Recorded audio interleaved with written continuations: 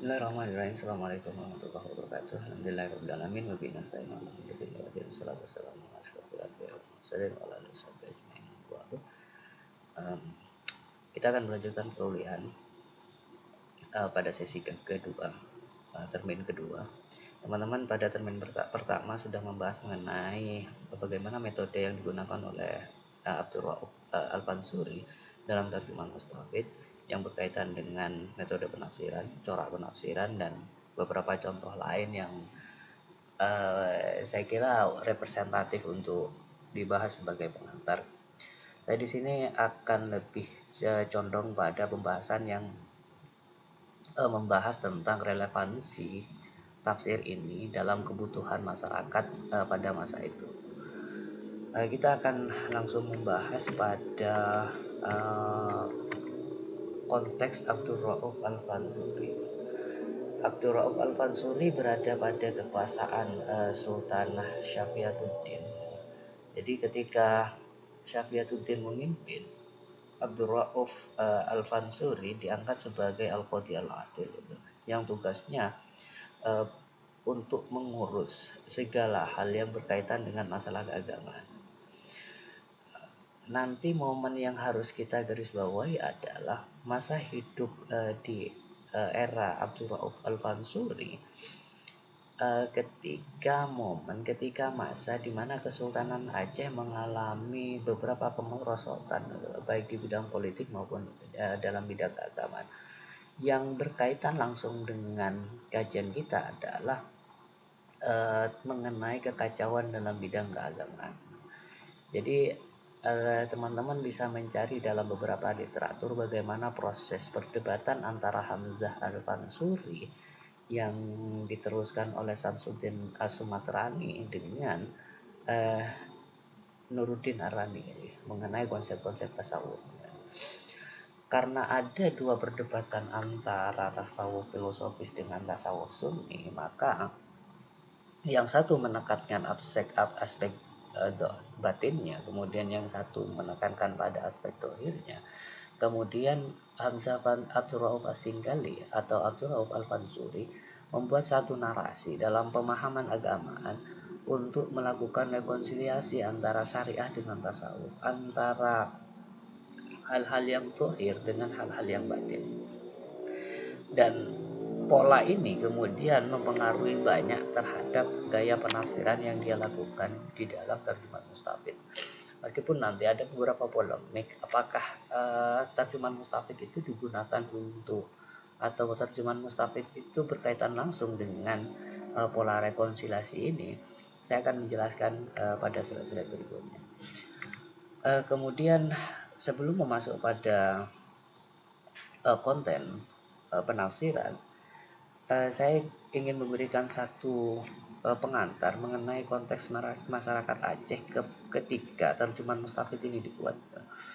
Jadi saya mulai dari bagaimana Kesultanan Aceh itu mengalami kemunduran.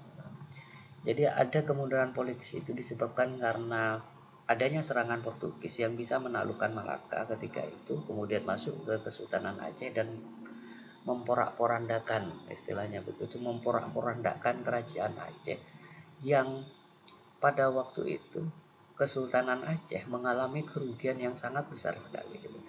Jadi ini titik awal bagaimana kerajaan Aceh, Kesultanan Aceh nanti mengalami beberapa kemunduran dalam bidang politik. Sedangkan nanti aspek-aspek itu juga akan mempengaruhi bagaimana dinamika keagamaan di bidang Aceh, di Kesultanan Aceh. Paling tidak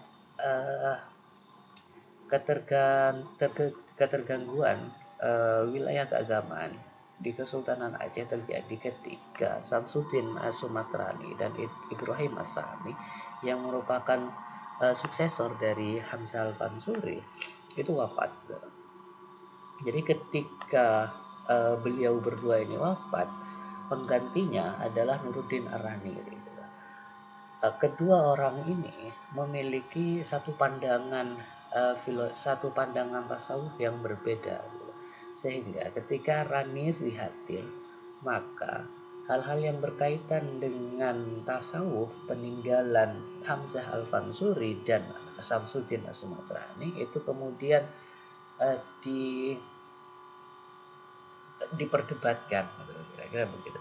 Jadi pada masa perdebatan tasawuf ini, pada masa perdebatan teologis ini, itu momen dimana Abdul Rauf As-Singgali, Abdul Rauf Al-Fansuri itu berangkat untuk menuntut ilmu ke uh, Arab. Jadi tidak hanya di Mekah ini, tapi juga di Arab secara umum.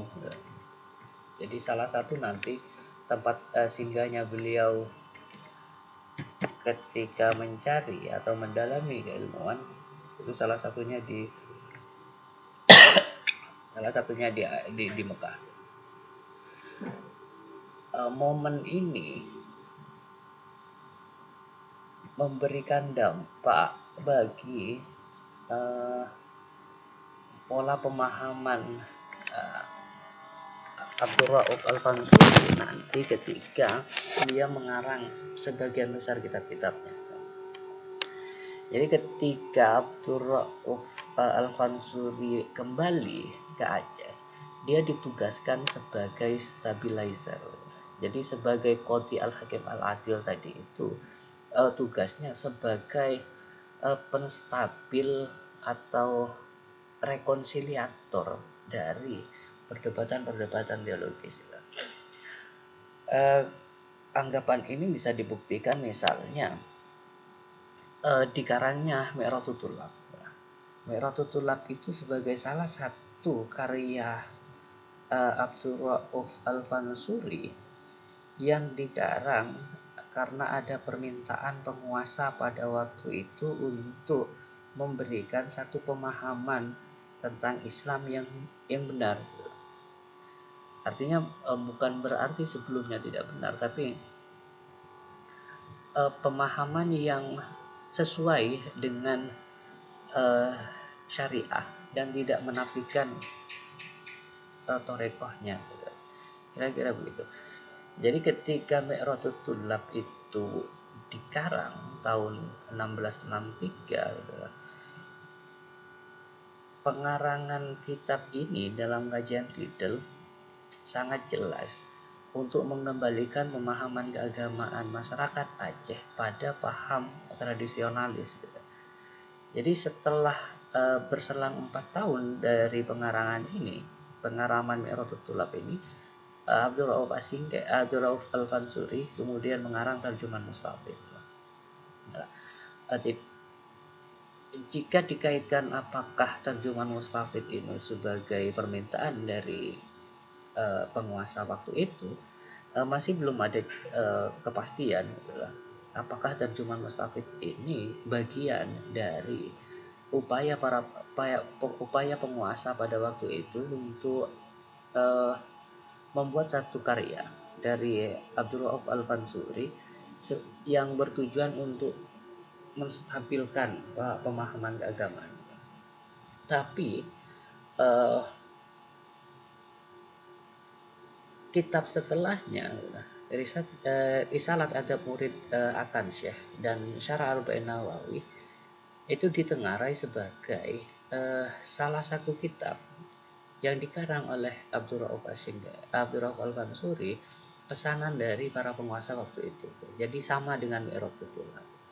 Jadi ada indikasi juga terjemahan Mustafid itu meskipun tidak disuruh, itu sebagai bagian juga dalam memberikan satu pola pemahaman yang benar, meskipun dalam konteksnya Abdul Rauf As-Singgali, pemahaman yang benar yang merekonsiliasikan antara pemahaman zahir dengan pemahaman batin. Apa bukti dari upaya rekonsiliasi dalam terjemahan Mustafid itu? Saya akan memberikan satu gambaran tentang bentuk penafsiran yang kecenderungannya pada upaya rekonsiliasi itu. Jadi terjemahan Mustafid itu sebetulnya adalah tafsir, hipotesa awalnya adalah tafsir yang dikarang sebagai jawaban atas kebutuhan tafsir bagi masyarakat awam ketika itu. Jadi hal-hal yang berkaitan bahwa terjemahan mustafid ini adalah terjemahan dari Al-Baidawi atau terjemahan dari Al-Qasim atau terjemahan dari Jalalain, kita nafikan itu dulu. Jadi kita keluar dari pola itu dulu. Kita langsung pada bentuknya. Jadi ketika kita mengetahui bentuk-bentuk, indikasi bahwa tafsir ini bukanlah terjemahan, itu bisa mungkin akan keluar dari pikiran teman-teman, bahwa tafsir ini yang selama ini dikatakan terjemahan, ternyata tafsir ini memang berasal dari pola pemikirannya Abdul Rauf Al-Mansuri, yang tentunya ketika dia memahami ayat, dia merujuk pada tafsir ketiga tafsir utama itu. Jadi perujukan kepada ketiga tafsir utama itu tidak berarti bahwa kitab ini merupakan terjemahan dari salah satu kitab rujukan tersebut. Kita akan berangkat dari bentuk penafsiran yang bisa diistilahkan bahwa bentuk penafsiran ini merupakan rekonsiliasi Abdul Rauf As-Singkali untuk memberikan pemahaman terhadap Al-Quran dengan menyeimbangkan antara pemahaman batin dengan pemahaman dohirnya, atau paling tidak apa yang diberikan, dipersembahkan oleh Abdul Rauf Al-Mansuri dalam terjemahan mustafid itu tidak memunculkan polemik berkelanjutan terhadap paham-paham keagamaan. Bentuk yang pertama adalah terjemahan mustafid selalu memberikan penjelasan atas makna ayat dengan mengacu pada potongan ayat yang utuh secara makna. Artinya dia tidak memberikan satu pengertian atau satu makna ayat melalui potongan lafaz-lafaznya. Jadi yang dimaksud dengan memberikan potongan ayat secara utuh itu tidak seperti gaya yang dilakukan oleh Jalaluddin Suyuti dan Jalaluddin Mahalli dalam Jalalain. Jadi setiap lafaz itu dipotong kemudian diberikan makna literal bahasanya, kemudian dilanjutkan lagi. Tapi terjemahan mustafid itu memberikan makna dalam satu ayat itu secara keseluruhan, meskipun ada beberapa bagian yang dipotong, tapi pemotongan bagian itu dalam konteks satu pemaknaan utuh. Misalnya fi qulubihim maradun, maka itu dipotong. Itu merupakan satu kalimat utuh, satu kalimat yang maknanya utuh. Jadi dia kemudian memberikan di dalam segala hati mereka itu syak dan membawa kepada lembut hati. Jadi kemudian fazadahumullahu marad, itu dipotong lagi. Nah, upaya pemotongan ini sebetulnya untuk mempermudah bagaimana satu pemahaman ayat yang utuh itu diberikan pemahaman dalam bahasa lokal audiensnya. Kemudian ada beberapa ayat yang dalam satu ayat tidak sama sekali dipotong. Artinya ada kemungkinan bahwa ayat ini secara utuh dalam satu ayat yang panjang bisa mudah difahami oleh para pendengar. Misalnya wa idza laqul ladzina amanu qalu amanna wa idza qalu ila sayyidihim qalu inna ma'akum innama nahnu mustahzi'un. Sama sekali tidak dipotong, kemudian dia dijabarkan maknanya. Kemudian bentuk yang kedua adalah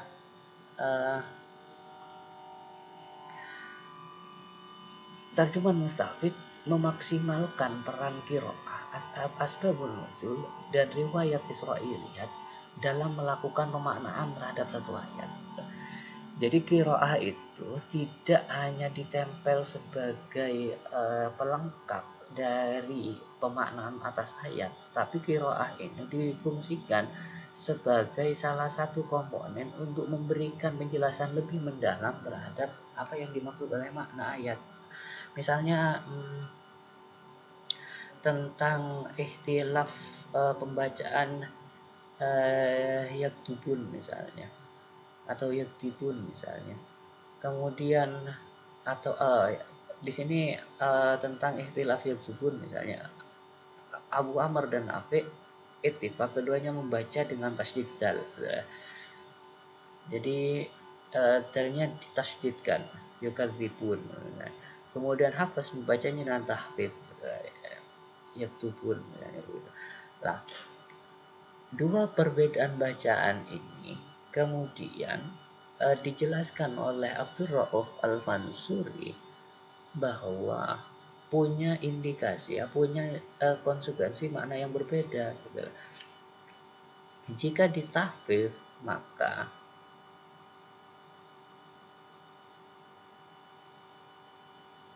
maknanya adalah sebab sesat mereka. Jadi perbedaan qiraah ini untuk menguatkan makna yang sudah dijelaskan sebelumnya. Hal yang sama juga terjadi ketika berbicara tentang asbabun nuzul. Ketika asbabun nuzul, ayat itu satu kisah, satu narasi kisah yang menjelaskan yang berkaitan dengan sebab turunnya ayat itu dijadikan sebagai satu komponen oleh Abdur Rauf As-Singgali untuk menguatkan kandungan makna yang terdapat dalam ayat tersebut.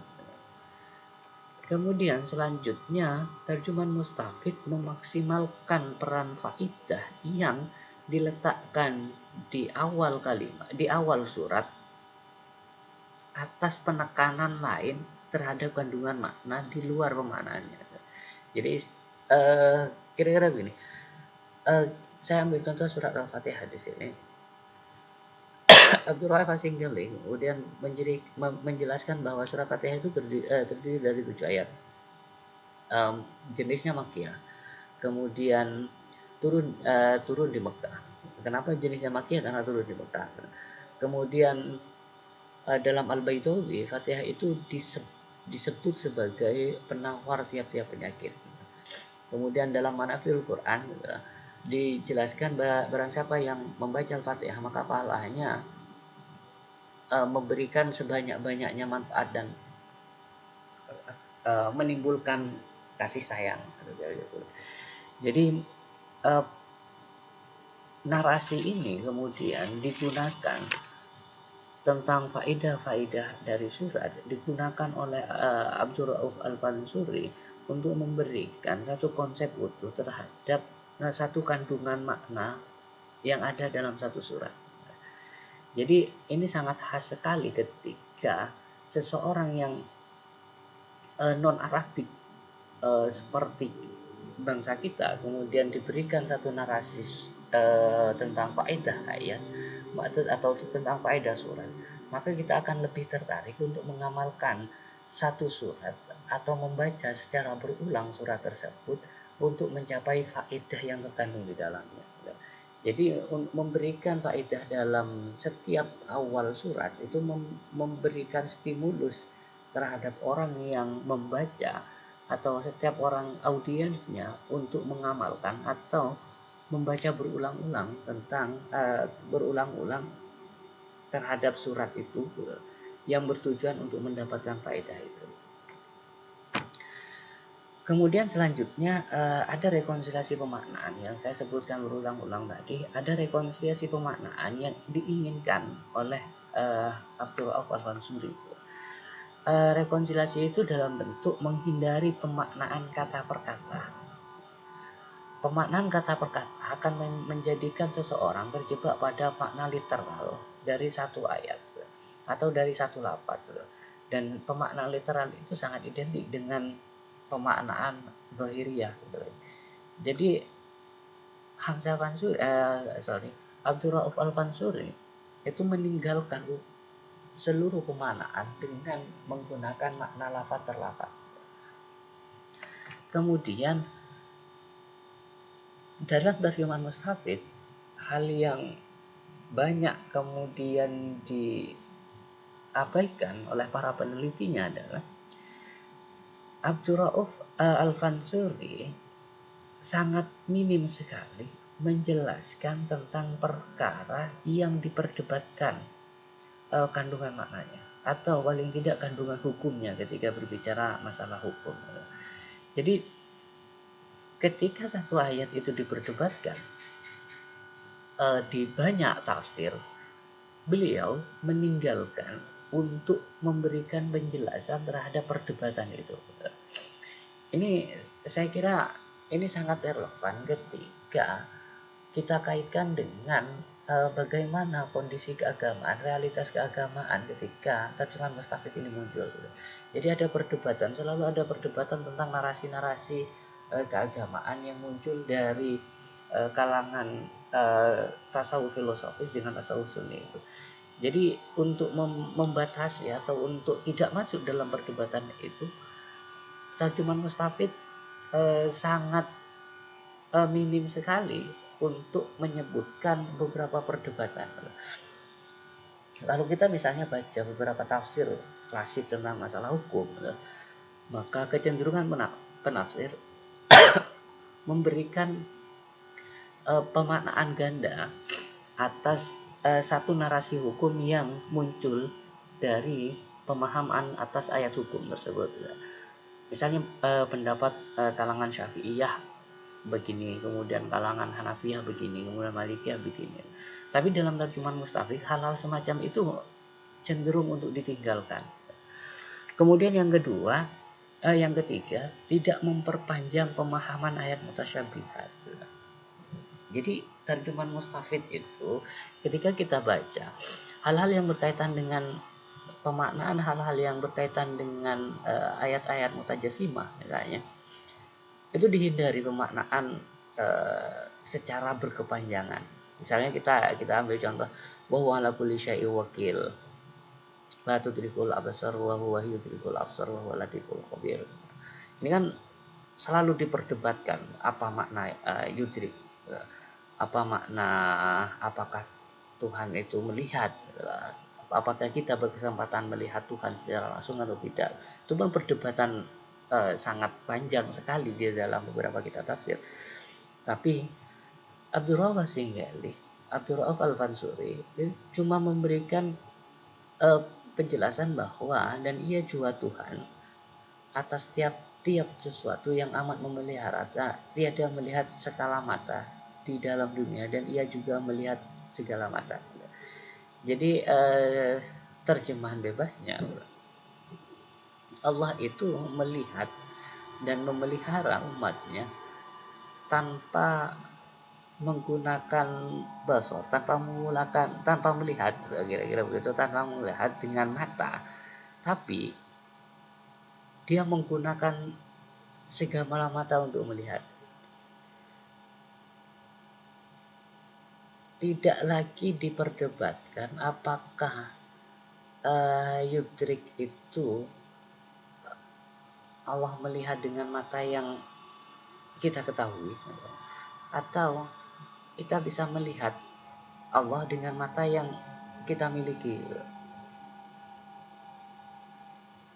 Jadi perdebatannya tidak diperpanjang, jadi bahwa Allah itu melihat.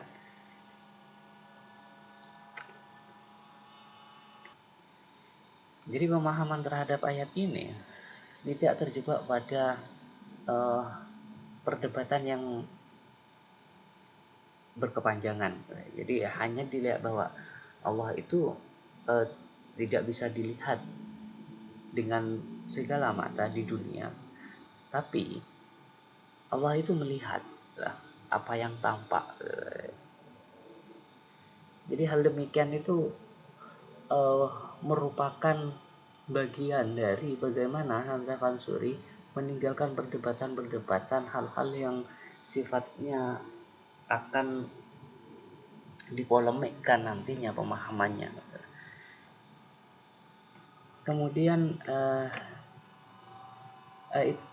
saya rasa itu hal-hal yang bisa saya berikan, yang bisa saya sampaikan terkait dengan terjemahan mustafid. Beberapa hal tentang pendalaman dalam kajian terjemahan mustafid ini sebetulnya perlu dilakukan lebih mendalam lagi, terutama bagaimana kemudian pola yang digunakan oleh Abdurrahman Al-Fansuri ketika dia melakukan penafsiran terhadap ayat dengan konteks yang sedemikian gencar dalam perdebatan teologisnya. Dan ini salah satu salah satu awal.